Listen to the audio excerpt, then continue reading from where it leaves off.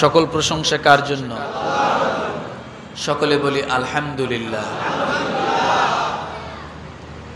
আল্লাহ রাব্বুল আলামিনের কাছে অগণিত প্রশংসা, যে আল্লাহ সুবহানাহু ওয়া তাআলা আমাদেরকে এই রমাদান মাসের আজকে কত জুমা? তৃতীয় জুমায় উপস্থিত করে দিলেন। শুকরিয়া আদায় করি আলহামদুলিল্লাহ। আজকে কত রোজা? 18টি রোজা রেখে জুমার দিন তৃতীয় জুমায় আমরা উপস্থিত হয়েছি। কথা ঠিক না? আমাদের আলোচনার বিষয় কি ছিল? আমরা কি বিষয় আলোচনা করেছিলাম? এটা বলতে কষ্ট হচ্ছে, দেখেন তো কে বলে না কি বিষয় ছিল? জোরে বলেন। জাকাতের আমি কয়েকটা অধ্যায় তৈরি করেছিলাম। কয়টা অধ্যায়? কয়টা? জাকাত, জাকাত কেন, জাকাত কে দিবে, জাকাত কি দিবে, জাকাত কাকে দিবে। কথা ঠিক না? মোটামুটি আমরা 5টা বিষয়ের ধারণা পেয়েছি। আজকে ষষ্ঠ একটা বিষয় হলো জাকাত দিলে কি হবে, না দিলে কি হবে। বিষয়টা কি? জাকাত দিলে কি হবে, না দিলে কি হবে। কথা ঠিক কিনা? এই বিষয়টা কি জানছিলাম? না, জানি নাই। তাহলে আজকের বিষয়টা কি?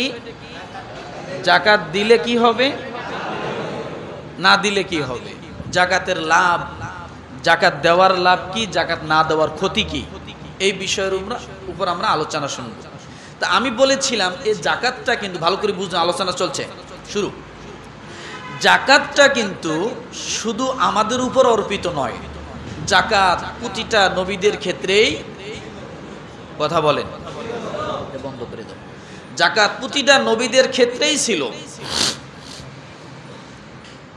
আমি ইব্রাহিম আলাইহিস সালামকে দিয়ে বুঝিয়েছি, ইসমাইল আলাইহিস সালামকে দিয়ে বুঝিয়েছি। তিনি তার নিজের পরিবারকে বলেছেন তোমরা জাকাত, নামাজ কায়েম করো, জাকাত দাও। নামাজ কায়েমের সঙ্গে, প্রশ্ন, নামাজ কায়েমের সঙ্গে জাকাতের সম্পর্ক কি বলেন তো? নামাজ কায়েমের সাথে জাকাতের কি সম্পর্ক? অর্থাৎ নামাজ প্রতিষ্ঠিত হতেই পারে না জাকাত ছাড়া, এটা বলতে পারেন না? তাহলে নামাজ প্রতিষ্ঠিত হতে হলে লাগবে কি? জাকাত। আমার ভাইরা,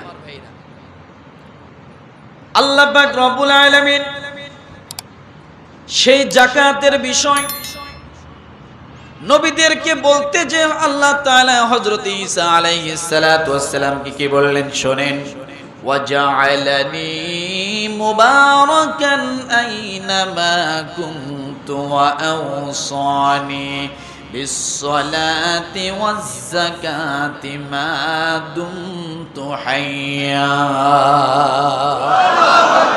কাকে বলছেন এটা? ঈসা আলাইহিস সালাম। ঈসা আলাইহিস সালাম কি নবী না? আমাদের নবীর পূর্বের নবী যিনি, তাই না? আল্লাহ পাক রব্বুল আলামিন বলেন ওয়াজআলানি মুবারাকান আইনামা কুনতু। এই কথা হযরত ঈসা আলাইহিস সালাতু ওয়াস সালাম বলতে যে বলেন আমি যেখানেই থাকি না কেন আমাকে বরকতময় করেছেন এবং যতদিন জীবিত থাকি আমাকে নামাজ ও যাকাত আদায়ের হুকুম দিয়েছেন।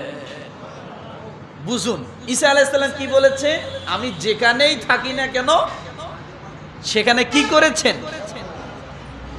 যে এলাকায় আমি থাকি না কেন, যে জায়গায় আমি থাকি না কেন, সেই জায়গায় আল্লাহ তাআলা বরকত করেছেন। কে বলছে কথা?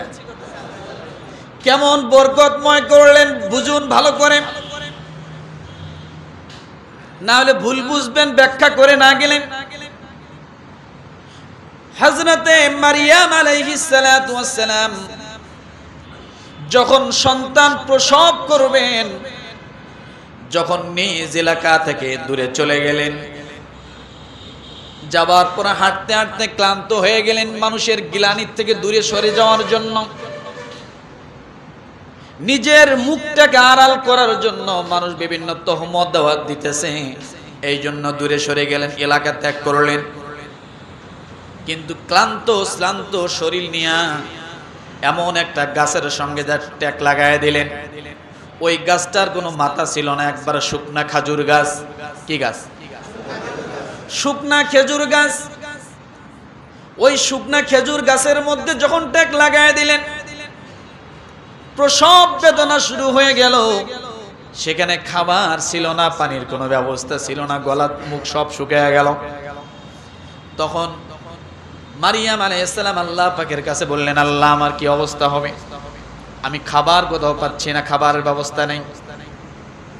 এই কথা যখন বললেন, রব্বুল আলামিন মারিয়াম আলাইহিস সালামকে বললেন, মারিয়াম কিসের চিন্তা করো, তুমি যে মরা খেজুর গাছের মধ্যে টাক লাগা দিয়েছো, গাছটাকে একটু ধাক্কা দাও।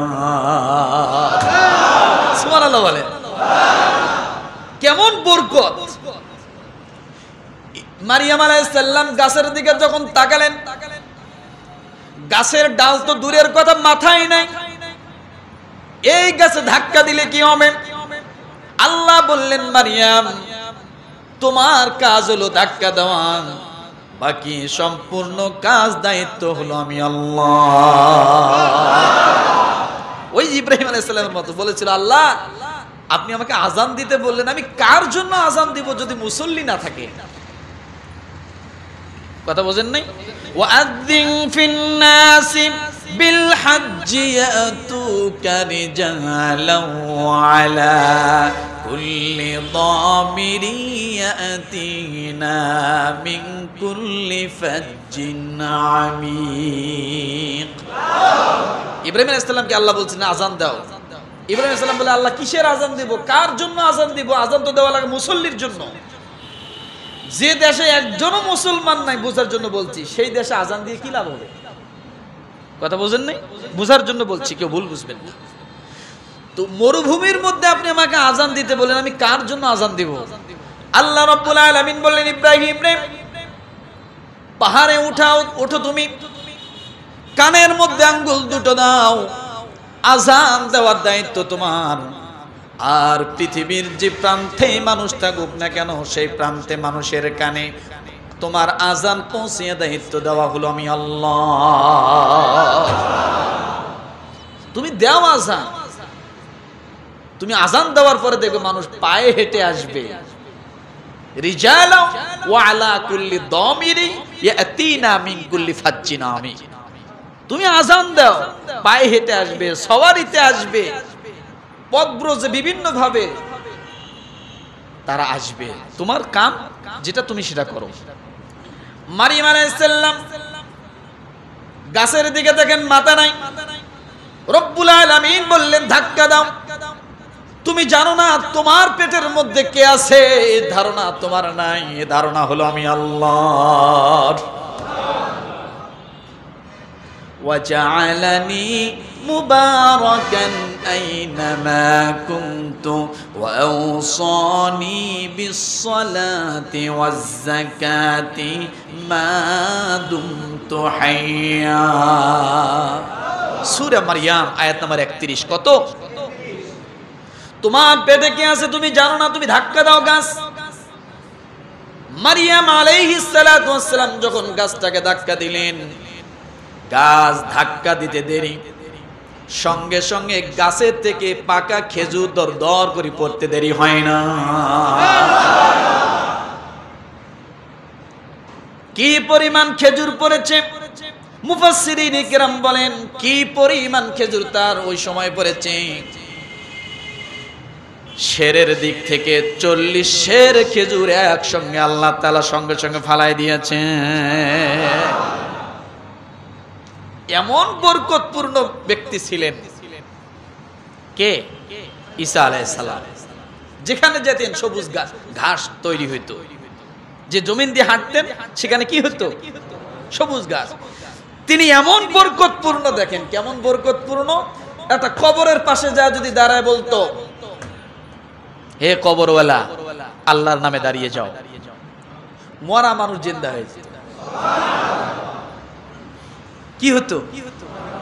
তাহলে তার বরকতপূর্ণটা কেমন, কি একা একা বলছে, নিজের বাহাদুরিতে বলছে? বলে নো, আল্লাহ তাকে বলাইছেন। আমার বাইরেই হলো নবীদের উপর নামাজ কায়েম এবং যাকাত। তিনি বলেন, এবং যতদিন জীবিত থাকি আমাকে নামাজ এবং যাকাত আদায়ের হুকুম দিয়েছেন কে? এবার নবীদের পর্ব গেল। এবার মনে করবেন যে হুজুর নবীদের পর্ব তো শেষ হয়ে গেল, যাকাত মনে হয় আমাদের নাই। এবার নবীদের পর্বর উপরে আল্লাহ বলেন, একটা দেশের মানুষের উপরে, সাধারণ জনগণের উপর আগে যাকাত নয়, সবার আগে যাকাত আসবে হলো ওই দেশের সরকার এবং রাষ্ট্রপ্রধানের উপর যাকাত। তার উপর দায়িত্ব কি দেখেন, আল্লাযীনা ইম্মাক্কান্নাহুম ফিল আরদি আকামুস সালাতা ওয়া আতাবুজ যাকাতা ওয়া আমারু বিল মা'রুফি ওয়া নাহাউ আনিল মুনকার ওয়া লিল্লাহি আকিবাতুল উমুর। রব্বুল আলামিন বলেন, তোমাদের দেশের সরকার যদি, রাষ্ট্রপ্রধান যদি ইমানদার হয়, আর ইমানদার যখন ক্ষমতায় আসবে, ইমানদার যখন এই ক্ষমতায় আসবে, তার প্রথম নম্বরে কাজ হবে চারটা। কয়টা? আসতে বলে, ভয় লাগে মনে হয়। কিসের ভয়? কোরআনের কথা বলছেন, আমার কথা নাকি? রাষ্ট্রপ্রধানের কাজ হবে কয়টা? শেষে না শুরুতে? সবার প্রথমে সূরা হজ আয়াত নাম্বার 41। কত? সূরাতুল হজ আয়াত নাম্বার 41। আল্লাহ বলেন, আল্লাযীনা ইম্মাক্কান্নাহুম ফিল আরদি আকামুস সালাতা ওয়া আতাবুজ যাকাতা ওয়া আমারু বিল মা'রুফি ওয়া নাহাউ আনিল মুনকার ওয়া লিল্লাহি আকিবাতুল উমুর। তারা এমন যে আমি যদি দুনিয়ায় তাদেরকে ক্ষমতা দান করি, রাষ্ট্রপ্রধান বানাই, রাষ্ট্রপ্রধান যদি তারা হয়, তবে তারা নামাজ কায়েম করবে। এক নম্বরে কি করবে? নামাজ কায়েম করবে। আর নামাজ কায়েম করতে হলে অবশ্যই যাকাতের প্রয়োজন হবে, তাই তারা যাকাত প্রতিষ্ঠিত করবে, যাকাত আদায় করবে। এরপরে বলেন, তারা মানুষকে সৎ কাজের আদেশ করবে, এরপরে মানুষকে খারাপ কাজ থেকে মানুষকে ফেরাবে। এই চারটা কাজ হলো সরকারের। কয়টা কাজ? এরপর রব্বুল আলামিন কি বলেন, সরকারের দায়িত্ব যখন সঠিকভাবে পালন করবে, সরকার তার নিজের ফান্ড থেকে যাকাত দেবে না, যাকাত দিতে হবে মানুষের ফান্ড থেকে, দেশের জনগণের ফান্ড থেকে। কথা ঠিক কিনা? যাদের উপরে যাকাত ফরজ হবে তারাই তো যাকাত দিবে। কথা ঠিক কিনা? রব্বুল আলামিন এবার ডাক দিয়ে বলেন, সাধারণ জনগণের উপরে কেমন করে যাকাত ফরজ হয়? ইয়া আইয়ুহাল্লাযীনা আমানু আনফিকু মিম্মা রাযাকনাকুম মিন ক্বাবলি আন ইয়াতিয়া ইয়াউমুন লা বাইউন ফীহি ওয়ালা খুল্লাতুন ওয়ালা শাফাআহ ওয়াল কাফিরুনা হুমুজ জালিমুন। তাই নবীদের দায়িত্ব পেলাম, রাষ্ট্রপ্রধানের দায়িত্ব পেলাম। কথা ঠিক কিনা? এখন সাধারণ জনগণের উপরে দায়িত্ব যাকাত কিভাবে হবে? হে মুমিনগণ, আমি তোমাদেরকে যে রিজিক দিয়েছি তা থেকে সেই দিন আসার আগে আল্লাহর পথে ব্যয় করো, যেদিন কোনো বেচা কিনা, কোনো ব্যবসা, কোনো কিছুই তোমাদের কাজে আসবে না। কিয়ামতের ময়দানে কোনো ব্যবসা কাজে আসবে? কথা বলেন। দুনিয়ার জমিনে ব্যবসা করতে যে ফজর কাজা হয়ে গেল, জোহর কাজা হয়ে গেল, খাবার সকালেরটা দুপুরে হয়ে যায়, দুপুরেরটা রাত্রে হয়ে যায়, এত বেহুশ অবস্থায় যে সামনে ঈদ আসছে, কয়েকদিন বাড়ি যেতে পারবে না, লাগাতার দোকান খোলা থাকবে। কথা ঠিক কিনা? এত পরিমাণ ব্যবসা, এত পরিমাণ ব্যবসা। কতদিন পর্যন্ত? এই নিঃশ্বাস যতদিন পর্যন্ত আছে ততদিন পর্যন্ত নিঃশ্বাস বাহির হবে, যদি আর না ঢোকে আপনার ব্যবসা বাণিজ্য সব শেষ হয়ে যাবে। কি হয়ে যাবে? কোনো ব্যবসা এরপরে আর কোনো কাজে লাগবে না। আল্লাহ বলেন, যেদিন কোনো বেচা কিনা থাকবে না, কোনো বন্ধু কাজে আসবে না এবং কোনো সুপারিশও কবুল করা হবে না, কোনো সুপারিশ কাজে লাগবে না। আর যারা কুফর অবলম্বন করেছে তারাই তো জালিম। আল্লাহ কুফুরের কথা কেন বললেন দানের সঙ্গে? অর্থাৎ যাদের উপরে যাকাত ফরজ হয়েছে তারা যদি যাকাত দিতে অস্বীকার করে এটা কুফুরের শামিল। কারণ আল্লাহর একটা ফরজ বিধান যদি আপনি লঙ্ঘন করেন ইচ্ছাকৃতভাবে, অবহেলা করে, গুরুত্ব না দিয়ে, মূল্যহীন মনে করে, তাহলে আপনার কুফুরের শামিল হয়ে যায়। কিসের শামিল? ভালো করে বুঝুন। তাহলে যাকাত যদি দেওয়া আমার জন্য ফরজ হয় তাহলে আমি সেটাকে কি এড়িয়ে যেতে পারি? কথা বলেন। সূরা বাকারা আয়াত নাম্বার 254। কত? আমার ভাইরা, নবী আলাইহিস সালাতু ওয়াস সালামের কাছে বিভিন্ন সময় বিভিন্ন সাহাবায়ে কেরাম এসে প্রশ্ন করতেন, ইয়া রাসূলুল্লাহ, যাকাত দিতে হবে বুঝলাম, কোন যাকাত দিব? নিজে খেয়ে দিব না না খেয়ে দিব? নিজে পরে দিব না না পরে দিব? সন্তান সন্ততিকে মানুষ করে দিব না নাকি একবারে যা আছে সব ধরে দিব? আল্লাহর নবীর কাছে প্রশ্ন করলেন, ওয়ায়াসআলুনাকা মাযা ইউনফিকুন উলিল আফওয়া কাযালিকা ইউবাইয়িনুল্লাহু লাকুমুল আয়াতি লাআল্লাকুম তাতাফাক্কারুন। আল্লাহ রাব্বুল আলামিন বলেন, নবী হে, লোকে আপনাকে জিজ্ঞাসা করে আল্লাহর সন্তুষ্টি লাভের উদ্দেশ্যে তারা কি ব্যয় করবে, আল্লাহর উদ্দেশ্যে যাকাত তারা কি পরিমাণ দিবে, কোন সম্পদ থেকে তারা যাকাত দিবে, আপনি বলে দিন যা তোমাদের প্রয়োজনের অতিরিক্ত তোমাদের কাছে আছে। কি আছে বলেন? তোমাদের প্রয়োজনের, ভালো করে বুঝুন, তোমাদের প্রয়োজনের অতিরিক্ত যা কিছু তোমাদের কাছে আছে তোমাদের সেই বিধানাবলী সুস্পষ্ট রূপে বর্ণনা করেন যাতে তোমরা চিন্তা ভাবনা করতে পারো। তাহলে প্রয়োজনের অতিরিক্ত কি? কথা ঠিক কিনা? আপনার জীবন চলতে যায় স্বাভাবিকভাবে আপনি যখন চলবেন, আপনি যখন ভরণ পোষণ আপনার সন্তানের করবেন, স্ত্রী পুত্র সকলের ভরণ পোষণ যখন যেখানে যেভাবে লাগে প্রয়োজন সবগুলো যখন মিটাবেন, মিটানোর পরে সারা বছর পরে দেখা যাচ্ছে আপনার কাছে কিছু টাকা সঞ্চয় হয়েছে, হয় কি হয় না? সারা বছর সবকিছু সঠিকভাবে পরিকল্পনা মাফিক এবং সবকিছু সুন্দরভাবে চালানোর পরে বছর শেষে যায় যদি আপনার কাছে সামান্য কিছু টাকা পয়সা থাকে, যেমন 52.5 তোলা রূপা পরিমাণ সম্পদ যদি আপনার কাছে অতিরিক্ত থাকে, ওই পরিমাণ সম্পদ থেকে আপনি তাকে যাকাত দিয়ে দিবেন। আল্লাহর ভাষাটা বুঝুন। আপনার কাছে যা আছে তাই চাই নাই, তাই কি চেয়েছে? আপনার কাছে যা আছে তাই কি দিতে বলেছে? নো। আল্লাহ বলছে তুমি খরচ করার পরে, তুমি খাওয়ার পরে, তুমি ব্যবহার করার পরে অতিরিক্ত যদি তোমার কাছে উদ্বৃত্ত কিছু থাকে সেখান থেকে তুমি যাকাত দাও। সুবহানাল্লাহ বলবেন না? ঘুমাইতেছেন মনে হয়, মানে যাকাতের কথা শুনলে এখন ঘুম ধরছে। কথা ঠিক না? দেখেন তো কে ঘুমায়? ঘুমানোর কোনো সুযোগ নাই। তাহলে অতিরিক্ত যদি কিছু থাকে যাতে দান করতে যায় আপনার কি হয়, কষ্ট না হয়। কথা ঠিক কিনা? আমার ভাইরা, এই দানের কথা বলেছিলাম, যাকাতের কথা। যাকাতের 8টা খাত ছিল, সে 8টা খাতের মধ্যে আপনি যাকাত দিবেন। এবার অনেকেই প্রশ্ন করেন, হুজুর যাকাতের টাকা কি বাবা মাকে দেওয়া যাবে কিনা? অনেকের প্রশ্ন, যাকাতের টাকা কাকে দিব কাকে দিব না? ওই যে সূরা তাওবার 60 নম্বর আয়াতটা আপনি পড়বেন, 8টা খাত সেখানে রয়েছে, এটা সম্পূর্ণ যাকাতের। এবার সাধারণ দানের ক্ষেত্রে আপনি কাকে দিবেন?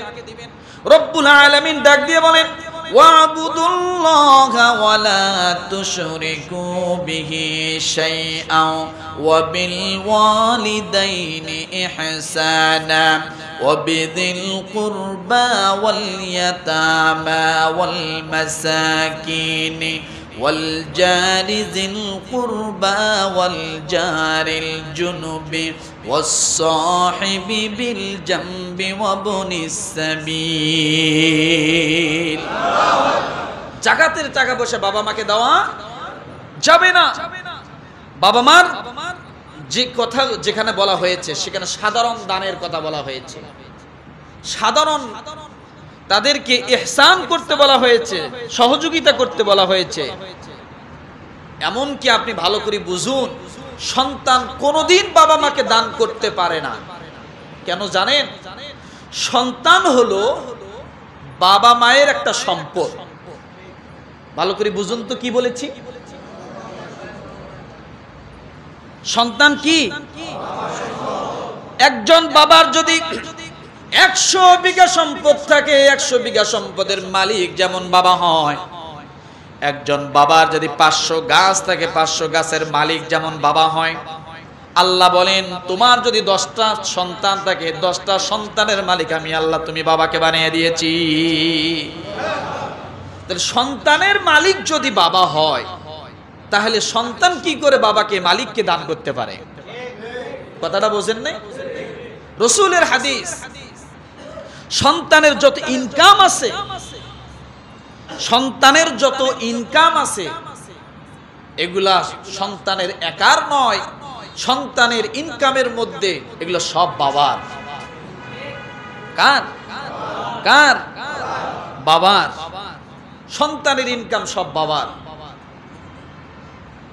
আল্লাহ তাআলা বাবা মাকে কত বড় ইহসান দিয়েছেন, অধিকার দিয়েছেন। আমরা তো বাবা মাকে নির্দিষ্ট কিছু একটা করি, কথা ঠিক কিনা?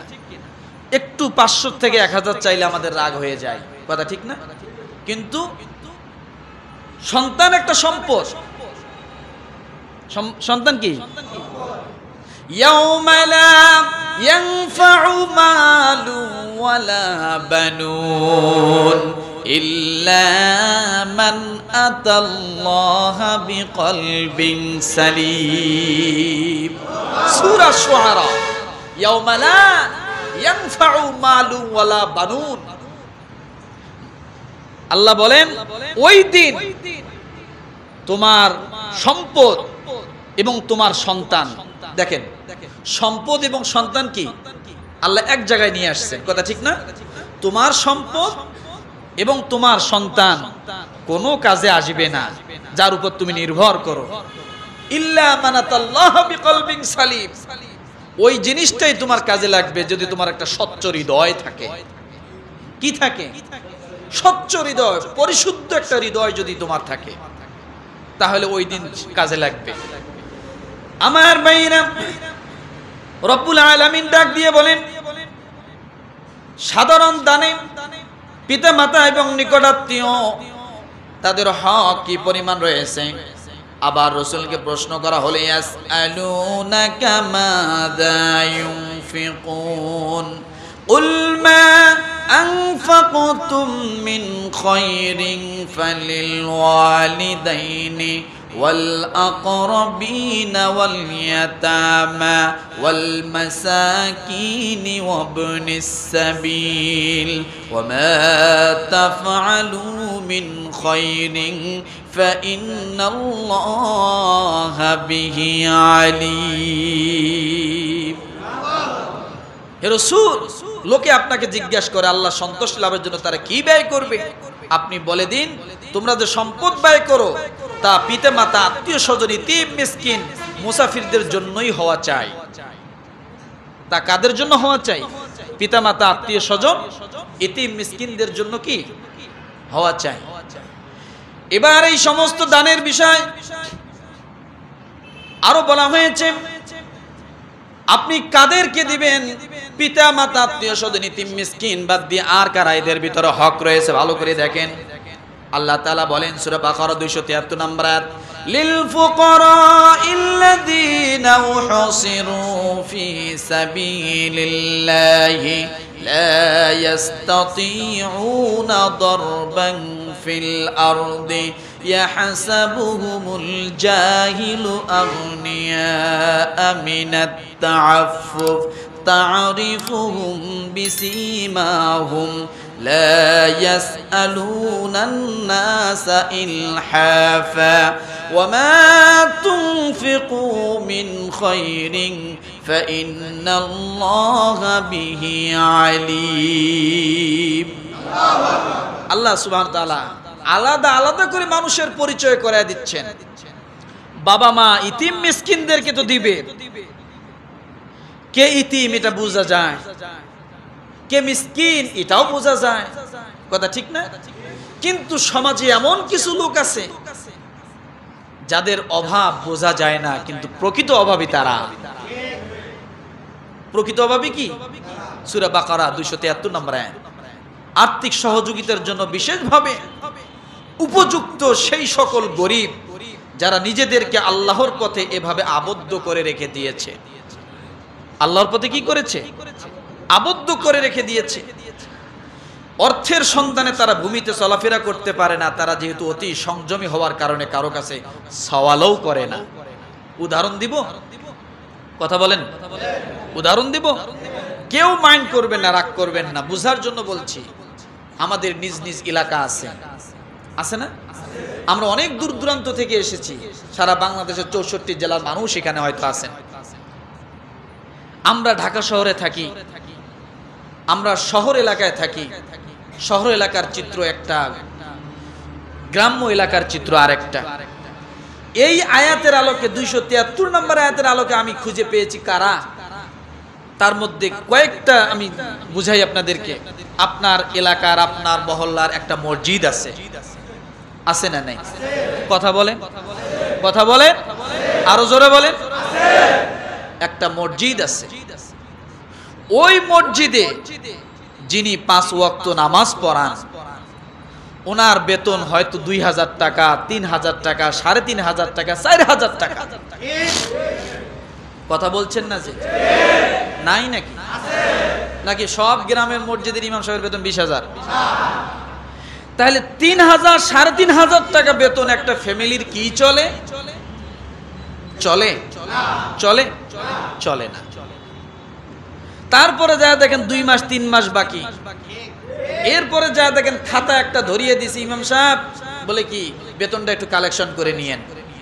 এক এক সলিমুদ্দির কাছে 100 টাকা নিতে যাইয়া 14 দিন ঘোরা লাগে, জুতের তলা ক্ষয় যায়, আছে না? এমন একজন ব্যক্তি আপনার মসজিদে, আপনার গ্রামে, আপনার মহল্লায় নামাজ পড়ায়, কিন্তু কারো কাছে বলতেও পারে না অভাবের কথা, কিন্তু তার অভাব আছে, আছে না নাই? নাই? আপনি যদি এই আয়াতের আলোকে, 273 নম্বর আয়াতের আলোকে, এই লোকটা নামাজ পড়ায়, ইমামতি করে, কিন্তু সওয়াল করতে, হাত বাড়াইতে, চাইতে পারে না, তার প্রেস্টিজে বাজে। কিন্তু আপনি তো বছর শেষে একবার ঈদে বাড়ি যাচ্ছেন, বছরে একবার 2বার বাড়ি যাচ্ছেন, দেখতেছেন হুজুর ভালোই আছে, কিন্তু আসলে হুজুরকে ওভাবে পরিবেশ নিয়ে থাকতে হয়, যেমন তেমন থাকা যায় না। কিন্তু আপনাকে বুঝতে হবে এই লোকটারও প্রয়োজন আছে। আমার যদি 20,000 টাকার বেতনে না হয়, তার 4000 টাকার বেতনে কেমনে হয়? আমি যে বাজারে বাজার করি, সেও তো সেই বাজারেই বাজার করে। আমি যদি বাজার করতে যাই, আমার কাছে যদি আলুর কেজি 20 টাকা হয়, তার কাছেও 20 টাকা হবে। হয়তো একটু সম্মানের দিক থেকে তাকে একটু ভালোটা বেছে দিবে, এর বেশি না, কিন্তু টাকা 20টাই নিবে। কথা ঠিক কিনা? তাহলে আপনি আপনার মহল্লার এমন একজন ব্যক্তিকে যা যদি আপনার এই জাকাত ফান্ডের টাকা যদি বোঝেন যে হ্যাঁ তিনি জাকাত খাওয়ার মতো উপযুক্ত, তাহলে আপনি যদি কিছু টাকা তাকে হাদিয়া হিসেবে প্রকাশ না করে দেন, তাহলে তার পরিবার নিয়ে হয়তো ঈদটা একটু ভালো কাটবে। কথা ঠিক না? কিন্তু আমরা হিসাব করি কি, ইমাম সাহেব 4000 টাকা পাইলে কি হবে, মিলাদ তো অনেক পড়ায়, মিলাদের টাকার হিসাব করে। আজকে ফজরের সময় আমাকে একজন, আমার এক ভাই, মোহাব্বতের ভাই বলছে, হুজুর এমনও মানুষ আছে দিনে 350 টাকা এক প্যাকেট সিগারেট খায়। কথা বলেন না দেখি, গলা দিয়ে কথা বের করেন না কেন? দিনে 350 টাকা এক প্যাকেট সিগারেট খায়। এই ব্যক্তি যদি দিনে 350 টাকা এক প্যাকেট সিগারেট খায়, তাহলে ব্যক্তির মাসে কত লাগে? শুধু বিড়ির পাশায় শুধু টান দিয়ে আগুন ধোঁয়া বাইর করে এতেই 3.5 মনে করেন 350 টাকা দিন, তাহলে মাসে কত হয়? 10,500 টাকা উনি বিড়ি খাইয়া শেষ করে। আর ওই মসজিদের সেক্রেটারি সভাপতি উনি, আর ওনার ইমাম সাহেবের বেতন 4,000, উনি সভাপতি সাজে বয়ে রয়েছে, সেক্রেটারি সাজে বয়ে রয়েছে। উনি 100 টাকা দিতে পারে না, 350 টাকা যিনি দিনে খায়, ওনার ভাগে যদি 100 টাকা মাসে ইমামের বেতন থাকে, মুয়াজ্জিনের বেতন থাকে, হুজুর আসছেন বলে হ্যাঁ এখন নাই হুজুর, হুজুর বিকেলে নিয়ে কি, আবার বিকেলে যদি সালাম আলাইকুম ভাই ভালো আছেন, ওহো হুজুর মনেই ছিল না, কালকে নিয়ে। রাগ করলেন? রাগ করতেছেন মনে হয় নাই? আছে, রাগ করবেন না। সমাজে এমন লোক আছে, এক প্যাকেট সিগারেট তিনি 350 টাকা দিয়ে খায় 10,500 টাকা। আমি মসজিদ এটা হওয়ার আগে যখন ছাপরা ছিল, এক লোক দেখি কি জানি একটা স্টিলের মতো খালি এরকম টানে আর মুখ দিয়ে ধোঁয়া বেড়ায়। আমি তো জীবনে দেখি নাই কোনোদিন স্টিল, ওটা বিড়ি স্টিলই কিছু না। তা আমি ডাক দিলাম, গাড়ির থেকে নামছে, তা আমি ডাক দিলাম ভাই এটা কি? কয় হুজুর এটা মানে এটা দিয়ে এখন বিড়ি খাই আর কি। তারপরে বললাম যে এটা কি রকম? কয় হুজুর এইটা হইয়াতে একটু উপকার হয়েছে কি, আগে মাসে 25,000 টাকা সিগারেট লাগতো, এখন 10,000 টাকায় ক্যাপচার হয়। কি বলতেছে? আগে এইটা টানতে 25 আর এখন এইটা টানতে, ঠিক এইরকম এই জিনিসটা আর কি। আমার ভাইরা তারপরেও কিন্তু ছাড়ে নাই, কথা ঠিক না? তো যে জন্য কথাটা বললাম যে আমরা এগুলো একটু ফলো করব। এই লোকগুলো মানুষের কাছে হাত পাততে পারে না। যার ডাকে আজান হয়, আপনি ফজরে যার ডাকে আজান শোনার পরে হয়তো নামাজে যাইতেও পারেন, নাও যাইতে পারেন। আপনি হয়তো তার সে ডাকবে তারপর উঠবেন। যদি 1-2 মিনিট, 2, 4, 5 মিনিট, 10 মিনিট, 20 মিনিট যদি মুয়াজ্জিনের ডাকে একটু লেট হয়, আপনার হুঙ্কারের অভাব থাকে না। মুয়াজ্জিন সাহেব কি এত ঘুমায়? এত ঘুমাইলে হইব? চাকরি থাকবো? হ্যাঁ, এই মুয়াজ্জিন চলবো না। বলে কেন? 20 মিনিট বা 10 মিনিট পরে আজান দিছে। আরে ভাই, ঘুমান্ত মানুষটা তো মৃত, এখানে তার কোনো হাত নাই, তার হাত নাই। কিন্তু আমরা যাই হেডাম দেখাই। এক এক মুসল্লি আছে না নাই? বেতন কত? 2500 টাকা। কত বেতন? কত বেতন? 2500 টাকা। আর যিনি হেডাম দেখাচ্ছেন তিনি বাজারে যায় দেখে বড় এক মাছ, একবারে ওই দিনে মাছ কিনে নিয়ে আসছে 3,500 টাকার, আর ওনার সারা মাসের বেতন 2500 টাকা। আছে দেখবেন? নাই? আছে। তো আপনারা এই জিনিসগুলো একটু ফলো করবেন। এরকম আরো কিছু আছে। তো যাই হোক, আল্লাহ তাআলা সে কথা বলেছেন 273 নম্বর আয়াতে। আমার ভাইরা, এবার আপনি যে দান করবেন, কেমন টাকাটা দান করবেন, কেমন জিনিসটা দান করবেন? কারণ বাজারের মাঝে যাকাতের কাপড় বাইর হয়ে গেছে অলরেডি। কথা বলে না? ইমান এত দুর্বল হয়েছে কেন আপনাদের? যাকাতের কাপড় বাইরে হয় নাই? আছে না? আছে। যাকাত দেওয়াইয়াও যেরকম, নেওয়াইয়াও এরকম। আর যারা এগুলা নেয় তারা চিন্তা করে এক জায়গায় পাই, হাত পাতলেই তো পাই, 8-10 খান একখানে করে করিয়ে যায় আরেক জায়গায় বিক্রি করে। কথা ঠিক কিনা? আরেক জায়গায় যায় কি করে? বিক্রি করে। কি করবে? এই কাপড় তো মাসের সামনে পরান যাবে না। এই কাপড় পরার যে কথা, মশারি পরা একই কথা। আছে না? এই জন্য রব্বুল আলামিন সে কথা বলে দিলেন। এটা কি শুধু যাকাতের কাপড়? মসজিদে এরকম হয় না? বিশ্বাস করেন, মাঝে মাঝে এমন কিছু টাকা দেয় যে টাকা হাত দিয়ে ধরতেও জানি কেমন লাগে, ভয় লাগে যে ছিঁড়ে যায় না। বিশ্বাস করে মনে হয় টাকারে সাবান আর হুইল পাউডার দিয়ে ধুইয়া একবারে ধুইয়া সাফ করে তারপরে নিয়ে আইছে মসজিদে, পবিত্র করে নিয়ে আইছে, এমন অবস্থা। আর না হলে বিছানার তলে থাকতে থাকতে বাস্তা পেশাব করতে করতে ছাতা ধরে ফেলছে। টাকা তো মায়া লাগে, দিব কই মসজিদে দিই। আছে না এরকম? নাই। আমার ভাইরা, এগুলো করবেন না। আপনার ওই অর্থ ওই পণ্যটার উপরও আল্লাহ তাআলা নির্ভর করবে আপনাকে কেমন সওয়াব দিবে। আমার কথা নয়, রব্বুল আলামিন ডাক দিয়ে বলেন সূরা আলে ইমরান আয়াত নম্বর 92, লান তানালুল বিররা হাত্তা তুনফিকু মিম্মা তুহিব্বুন ওয়া মা তুনফিকু মিন শাইইন ফাইন্নাল্লাহা বিহি আলীম। তোমরা কিছুতেই সওয়াবের নাগাল পাবে না। ভালো করে দেখেন, তোমরা কিছুতেই সওয়াবের নাগাল পাবে না যতক্ষণ না তোমরা তোমাদের প্রিয় বস্তু হতে আল্লাহর জন্য ব্যয় করবে। তোমাদের প্রিয়, তোমাদের কাছে যেটা ভালো, তোমাদের কাছে যেটা প্রিয়, সেইটা যতক্ষণ পর্যন্ত ব্যয় না করবা ততক্ষণ পর্যন্ত কি ওটাই এমনিই হবে, সওয়াব হবে না। কে বলেছে কথা? কোন সূরা? কত নম্বর আয়াত? 92 নাম্বার মনে রাখবেন, আমি আবার ভুল বললাম কিনা সেটা দেখবেন।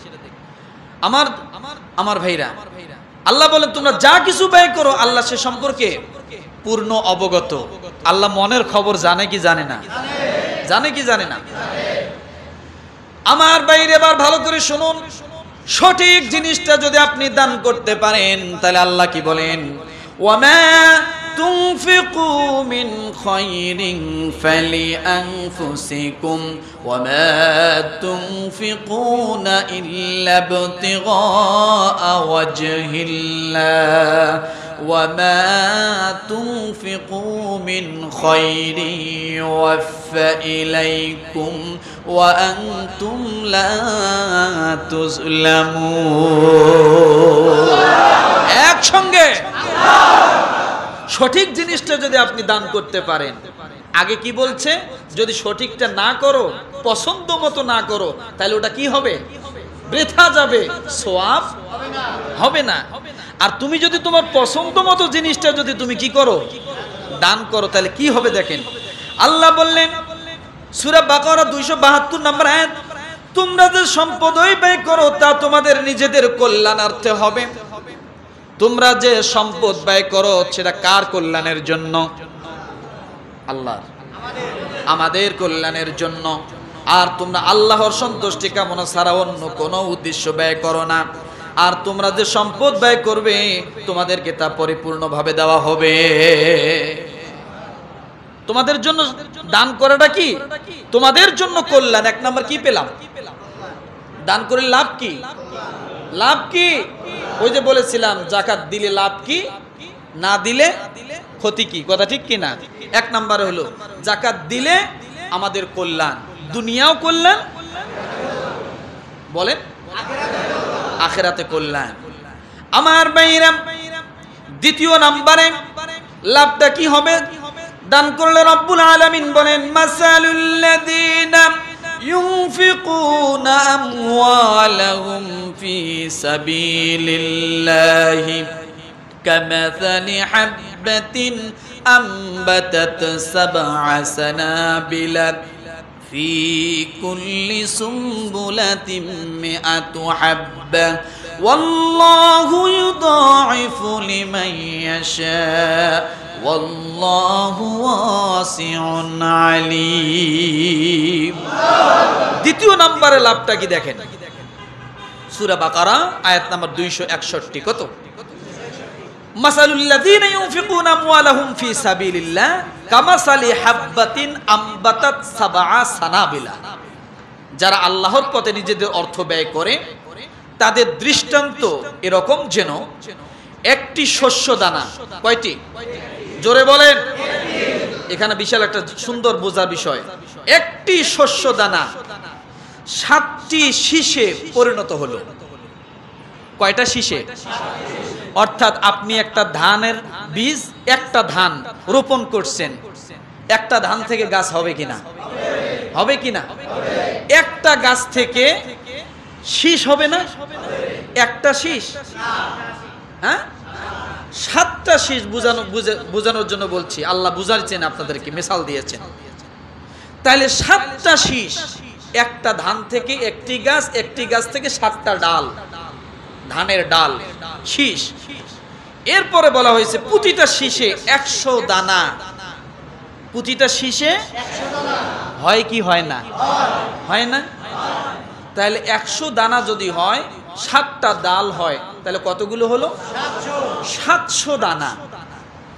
তাহলে একটা ধানের বীজ থেকে 700টা ধান, কথা ঠিক কিনা? এটা একটা গণনার জন্য, আরো বেশি হতে পারে। তাহলে একটা বীজ থেকে একটি গাছ, একটি গাছের থেকে 60টি ডাল, 60টি ডালের মধ্যে প্রতি ডালে 100 করে দানা। রব্বুল আলামিন বলেন, আল্লাহ যার জন্য ইচ্ছা সওয়াব দেন, কয়েক গুণ বৃদ্ধি করে দেন। আল্লাহ প্রাচুর্য এবং সর্বজ্ঞ, সবকিছুর মালিক। অর্থাৎ আপনি 1টি টাকা যদি দান করেন, এই আয়াতের আলোকে একটি কথাই বলতে পারি, আপনি 1টি টাকা দান করলেন, মনে হয় আপনি 1টি টাকাই দান করলেন না, 1টি টাকার বিনিময়ে আল্লাহ 700 টাকা দান করার সওয়াব আপনাকে দান করে দেন।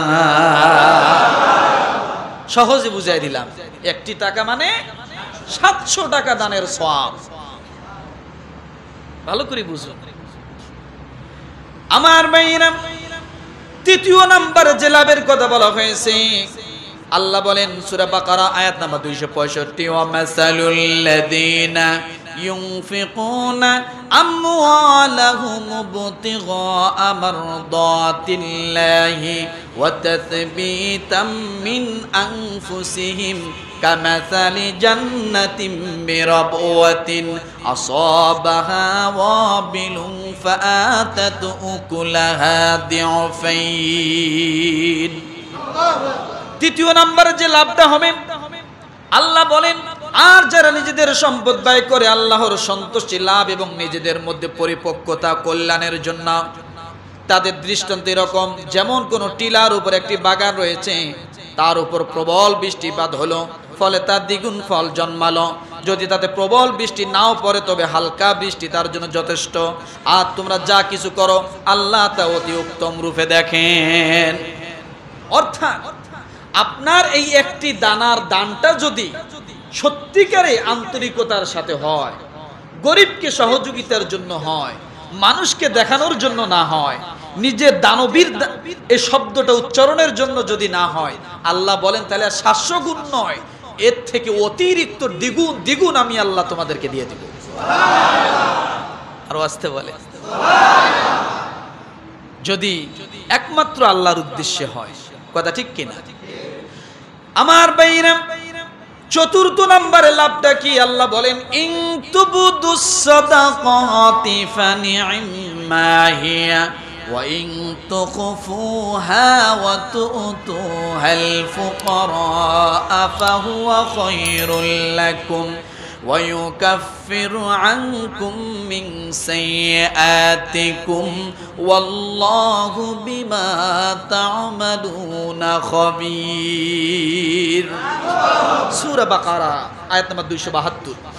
আল্লাহ বলেন, তোমরা দান সদকা যদি প্রকাশ্য দাও সেও ভালো, আর যদি তা গোপনে গরিবদেরকে দান করো, তবে তা তোমাদের পক্ষে কতই না উত্তম। কি বলেছেন?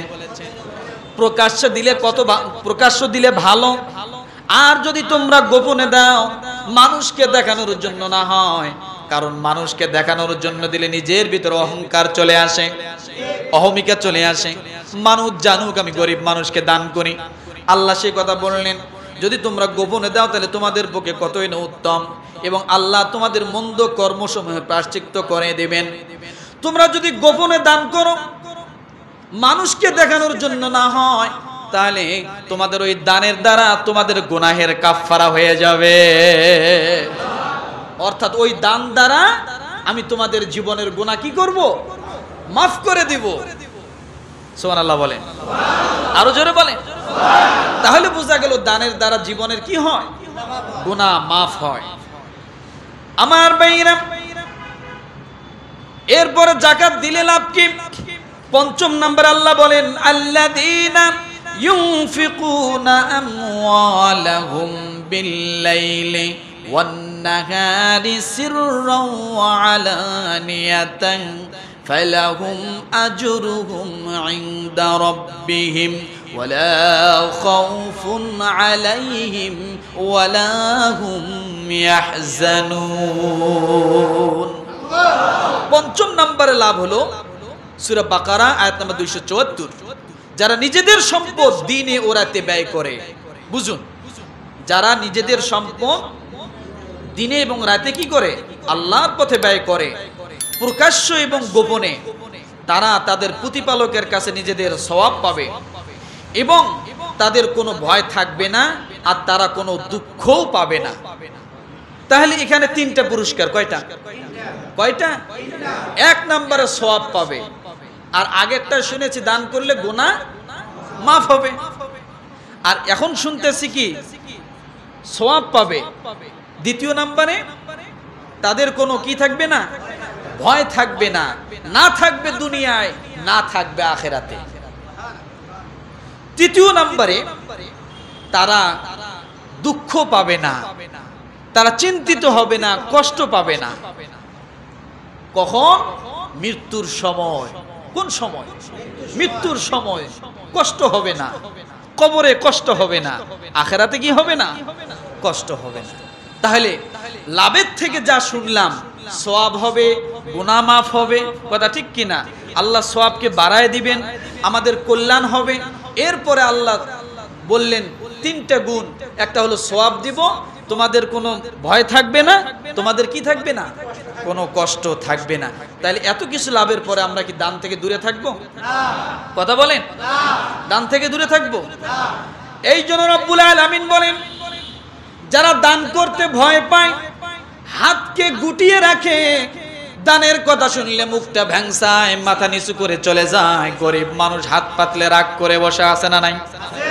আল্লাহ তাদের কথা বলেন বনি ইসরাইল, সূরা বনি ইসরাইল আয়াত নম্বর 29, ওয়ালা তাজআল ইয়াদাকা মাগলুলাতান ইলা উনুকিকা ওয়ালা তাবসুতহা কুল্লাল বাসতি ফাতাকউদা মালুমান মাহসুরা।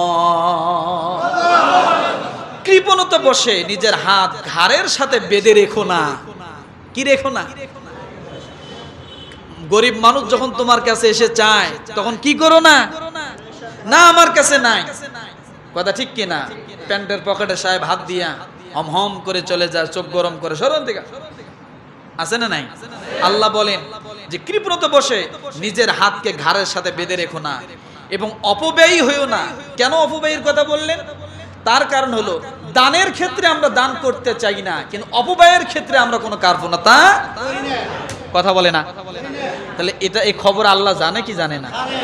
10 টাকা দান করলেন না, অথচ যেখানে 10 টাকা খরচ করার কোনো প্রয়োজন নেই, সেখানে যা ঠিক আপনি 20 টাকা খরচ করে বসছেন।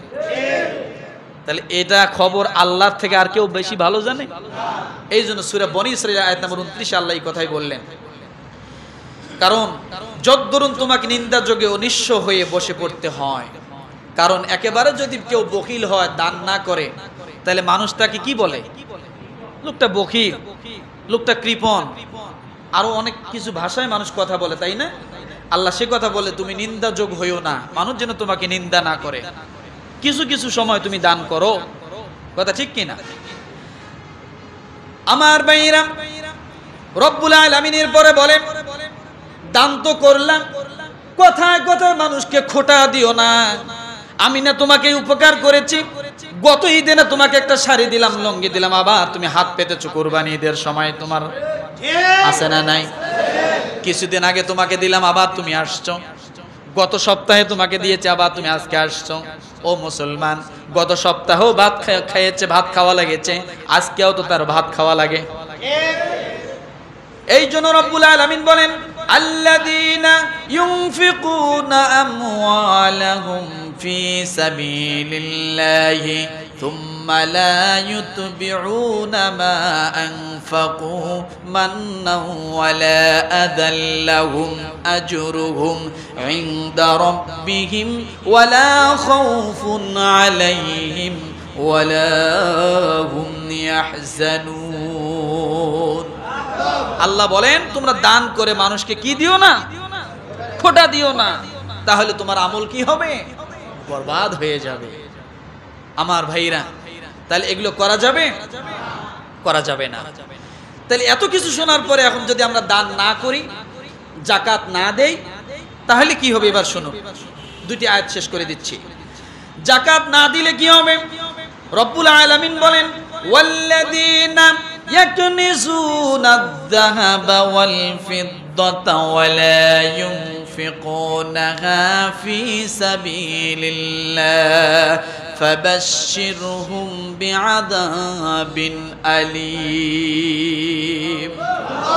আল্লাহ বলেন, যারা সোনা রূপা পুঞ্জীভূত করে, সঞ্চয় করে এবং আল্লাহর পথে ব্যয় করে না, তাদেরকে যন্ত্রণাদায়ক শাস্তির সুসংবাদ দাও। কি শাস্তি? যন্ত্রণাদায়ক শাস্তির। এবার আপনি যদি প্রশ্ন করেন এ শাস্তিটা কি হবে, শাস্তির সুসংবাদ কেন?